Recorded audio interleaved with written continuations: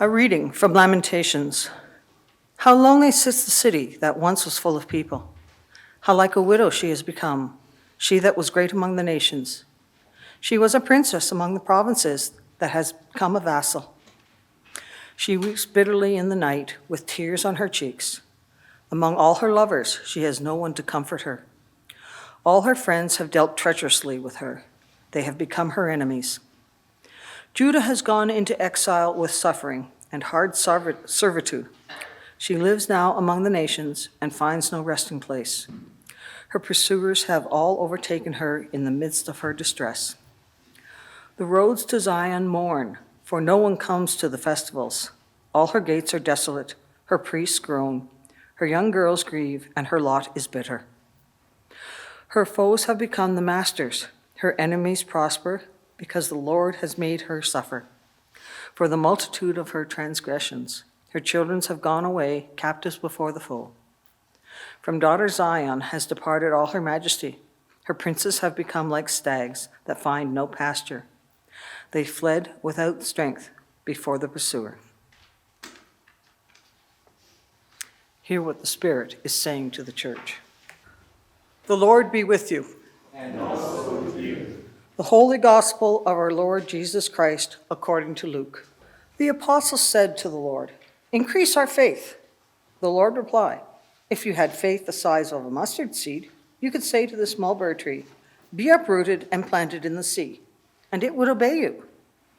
Who among you would say to your slave, who has just come in from plowing or tending the sheep in the field, 'Come here at once and take your place at the table'? Would you not rather say to him, 'Prepare supper for me, put on your apron, and serve me while I eat and drink. Later you may eat and drink'? Do you thank the slave for doing what was commanded? So you also, when you have done all that you were ordered to do, say, 'We are worthless slaves. We have done only what we ought to have done.'"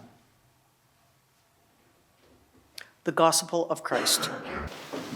Over the last couple of Sundays, we've acknowledged that the sermons have seemed to be a little bit on the bleak side. 2 weeks ago, we talked about the idea of wondering where is God in the middle of the difficult circumstances that we find ourselves in or that our world is going through or whatever. And last week, we talked about what is it that we do if we're thinking that the world's going to end tomorrow. We, of course, wanted to move towards some kind of solution, or if that's not quite the right word, something to do about that situation. So in the first sermon, we said, well, we have to understand that God is with us, that there is nowhere that God is not, and so the peace that passes all understanding needs to guard us and keep us through those difficult times. So we had something to work towards in that first context. Last week, we drew a page from the story told about Martin Luther, that when he was asked, what would you do if the world ends tomorrow? He said, I would plant a tree today. And so we talked about, even in the face of what we expect will be a significant change in our lives, that we should go ahead and do the next right thing.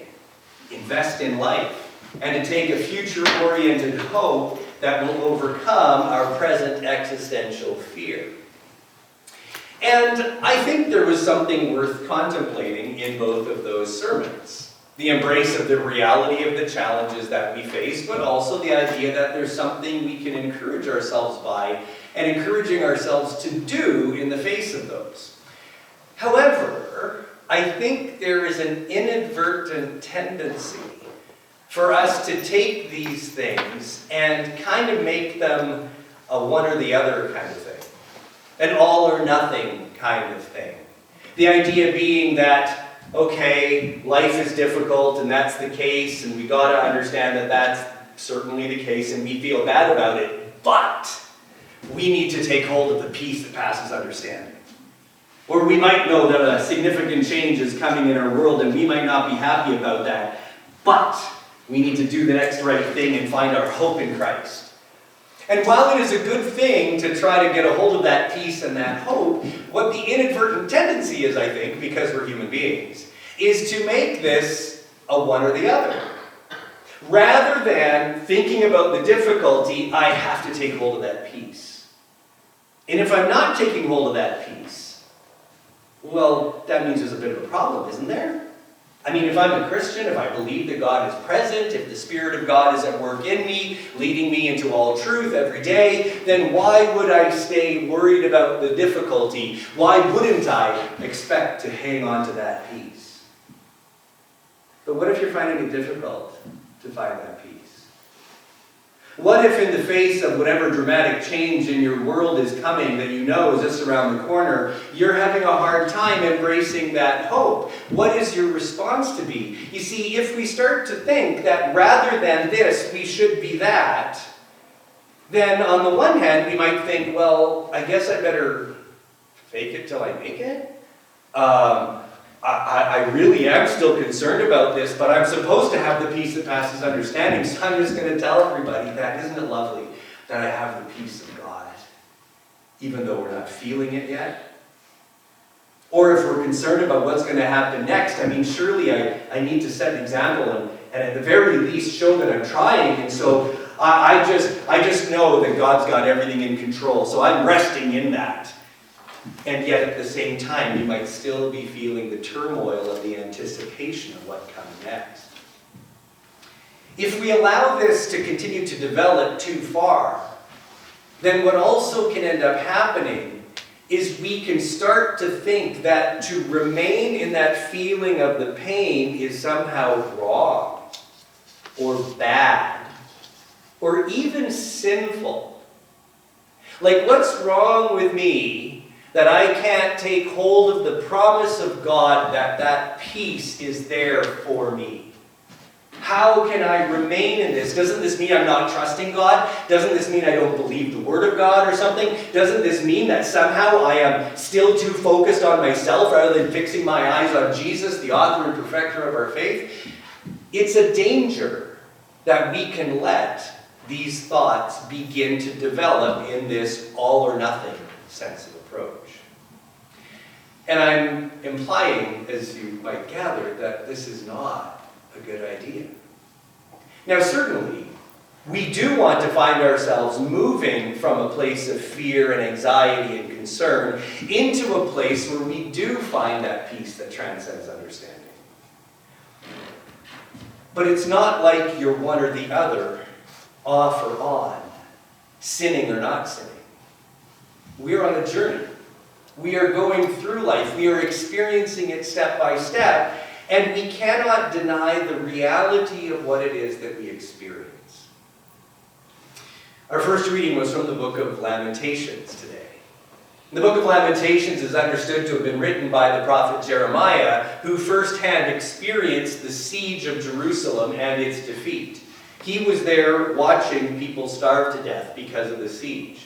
He saw the military campaign against Jerusalem. He saw people being killed by the sword. He saw the Jerusalem being burned, the temple being destroyed. And even though he was the one who would say, God has a plan and a purpose, and 70 years later you will be restored, Jeremiah never saw that. He instead, rather than being taken away to exile in Babylon, against his will, went down to Egypt and came to the end of his life there, never seeing Jerusalem again. And his last memory of Jerusalem being its destruction. And so the book of Lamentations is a collection of writings from Jeremiah about this very thing. Now, a lament is a sad song or a sad poem. It's written in particular because of a situation. And that's how this book opened. How lonely sits the city that was once full of people. How like a widow she has become. She weeps bitterly in the night with tears on her cheeks. Judah has gone into exile with suffering and hard servitude. The roads to Zion mourn, for no one comes to the festivals. Her foes have become the masters. Her enemies prosper. From daughter Zion has departed all her majesty. And this is what the book of Lamentations is all about. Talking about how terrible this reality is. And I think it's rather remarkable that those that made the decision about which books would be included in the Hebrew Bible chose, I think rather wisely, to make sure that this book was in there. That the Jewish priests and rabbis and scholars and scribes who were contemplating what books should form our scriptures, they said, let's keep this book in here. And I think it's good that they did, because it's a book that's telling it like it is. It's a book, especially if indeed it was written by Jeremiah, which in all likelihood it was, that this is Jeremiah's own thoughts. The guy who said, it's not going to be forever. God will restore. Nevertheless said, this is how horrible and terrible this is. Now we as Christians understand that the Bible speaks to us, is authoritative for us. One of the questions is, how is it authoritative for us? And I think one of the ways that we can see Lamentations giving us instruction or giving us guidance is to let us know that we could say, in a manner of speaking, that we have permission to be sad. That it is to be expected that we would mourn. It's understandable that we experience grief. And there's no pretending about the grief. There's no pretending that it just seems terrible. That's part of the reason we rarely hear from the book of Lamentations on a Sunday morning. Because it's a sad book. That's part of the reason we tend not to have a processional hymn that is in a minor key and kind of mournful. I mean, unless it's Ash Wednesday. But this book is saying there's a reality to this grief. It's part of the human experience. And there's no hurry to say, you should be over this by now. Like, come on, yeah, Jerusalem's dead. Don't worry. 70 years later, God will restore it. Just get on with it. There's no suggestion that that's what's supposed to happen. Grief is a big category. It's a word that basically describes how we respond in the face of loss, whatever that loss may be. It could be the loss of a loved one, someone who's passed away. It could be the loss of something that we have found very precious to us. Things, we usually call heirlooms and stuff like that. It might be the loss of a relationship.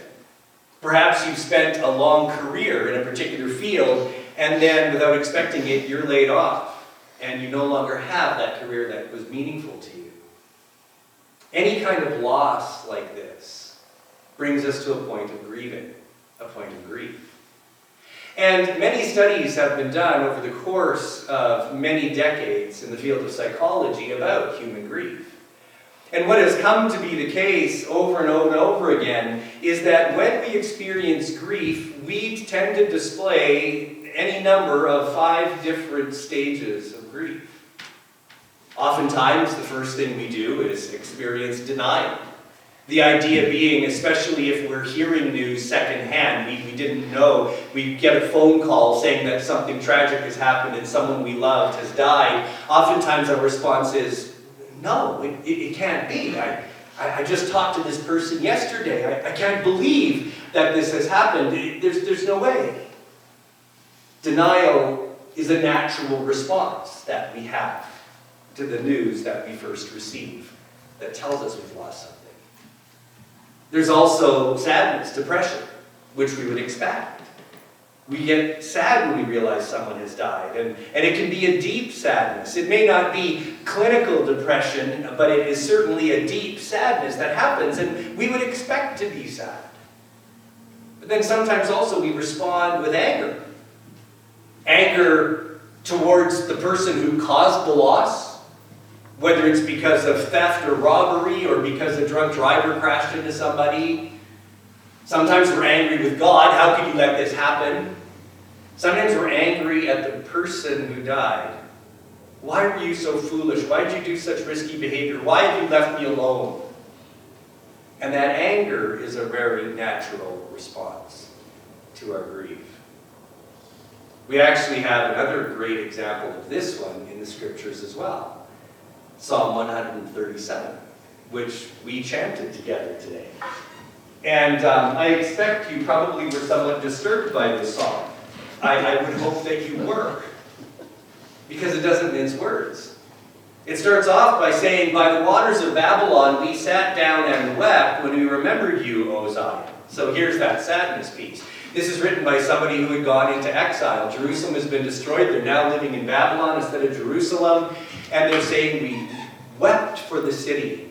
We remember what it used to be, and it's no longer. As for our harps, we hung them up. We're not singing psalms anymore. We're sad. This is horrible news. And then in verse 3, those who led us away captive asked us for a song, and our oppressors called for mirth. You can see that this would be a teasing kind of thing. Go ahead, sing us one of the songs of Zion. Sing us one of those songs you used to always sing about how great your city was, which is now lying in burning embers. Psalm 48 comes to mind. I remember singing a version of this when I was younger, so this is probably the King James Version of the Bible, but it says, "Great is the Lord and greatly to be praised in the city of our God, in the mountain of his holiness. Beautiful for situation. The joy of the whole earth is Mount Zion, the city of our God." And you can imagine that the Babylonians are saying to the Israelites in captivity, how great is that city now? Yeah, we beat you. And so they're sitting in Babylon, sad, grieving the loss of the city, the loss of the temple, the loss of standing. And then the psalm builds towards the end, and you chanted the words in verse 8, "O daughter of Babylon, doomed to destruction, happy the one who pays you back for what you have done to us." This call for vengeance for what had happened.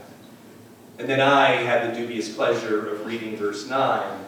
"Happy shall he be who takes your little ones and dashes them against a rock." The sentiment in this song is that the people would be thinking, when we were besieged, I saw my kids die of starvation. You've killed my kids. Someone should pick up one of your babies by the ankle and just flog his head against a rock as payment for what you have done. And the visceral anger in this psalm is how it ends. That's the last verse. And once again, the Bible is authoritative for us, and we ask, how is it authoritative?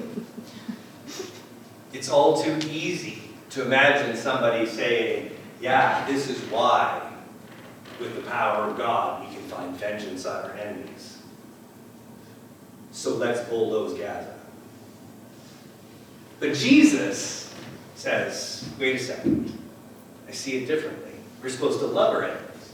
We're supposed to pray for those who persecute you. We're supposed to be people who exhibit love for neighbor. And who is my neighbor? Anybody else outside of who you are. What we see in the psalm and the fact that it remains is that we are not endorsing the course of action that the Israelites are calling for in this psalm, but nevertheless acknowledging the reality of the anger that often becomes part of the grief that we experience in times of tremendous loss. So there's often denial, there's often sadness, there's often anger, sometimes there's bargaining as well. We start to try to make a deal with God, especially if the grief is because of news we've received that someone we know and love is not going to be with us much longer because of a disease that has struck or whatever. And we might want to say, God, I'll do anything if we can reverse this. Somehow, I'll give away my money, whatever, like something, just heal this person or don't let it be, and we can start doing that. And then, of course, the final stage is acceptance. That eventually we come to a place of realizing that this loss is our reality. That's part of the package. And so now, how do we keep moving on?